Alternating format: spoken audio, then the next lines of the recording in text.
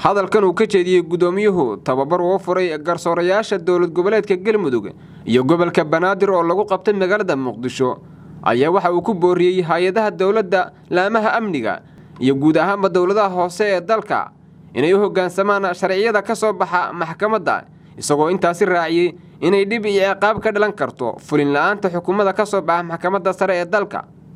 garyaqaan Baasha Yuusuf Axmed gudoomiyaha maxkamadda sare ee dalka ayaa sidoo kale iftiimiyay inay muhiim tahay in horumarka dalka dhanka sharciyada ay kala qayb qaataan dardargelinta sharciga iyo hoggaansanka laamaha cadaaladda ee dalka iyo 20 oo sidoo ka warqabteen shir sanadeedkii garsoorkana halku dhigiisu ahaa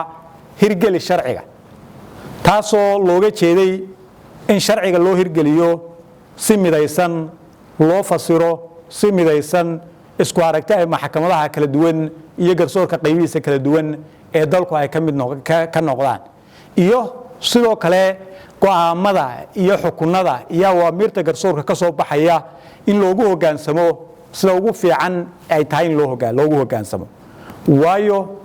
go'aan ka soo baxa garsoore ama maxkamad cidda uu khuseeyo waajib bay ku tahay inay u hoggaansanto hay'adaha kala duwan ee dawladana waxaan kula dardaarmaynaa oo faraynaa in awaamirta maxkamadaha u hoggaansan la'aantooda ama in la diiday in loo hoggaansamo inay dambi tahay lagu mudanayo uu ka dhalanayo faldambiyeedkaasoo lagu mudan karo ciqaab xadhig iyo ganaax labadaba iskugu jira waxaan rabaa inaan fariimo kooban oo ku soo gabagabeeyo halkan uga diro hay'ado kala duwan oo dawliya waxa dhacday inay yimaadaan dacwado kala duwan garsoorka dalka dacwadaha yimaada waxa kamid ah dacwadaha maamulka iyo dacwadaha shaqaalaha oo inta badan khuseeya hay'ado dawliya dacwadaha maamulka oo ka bilaabma maxkamadda sare iyo kuwa shaqaalaha oo ka bilaabma gobolada isla markaana rafcaan loogu qaato maxkamadda sare ee dalka si toos waxa marar badan la arkaa go'aan maamul oo maxkamadda sare ka soo baxay ama go'aan dacwad shaqaalo oo maxkamadaha dalka ka soo baxay oo hay'adii go'aankaasi ku socday aanay fulin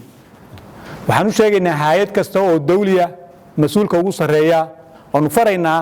go'aan kasta oo maxkamad ka soo baxa hay'adda wuxuu ku yahay waajib in ay fuliso ka gaabintiisana waxa ka dhalanaya faldambiyeedkaana waxa ka dhalanaya ciqaab xadhig iyo ganaax labadaba noqon kara ama isku jiri kara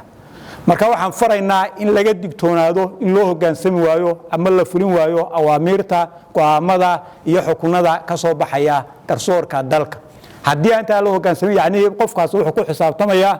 inuu yahay qof isagu sharciga ka sareeya mana jiro qof sharciga ka sareeya maxamed jawhar warbaahinta Jubbaland magaalada Muqdisho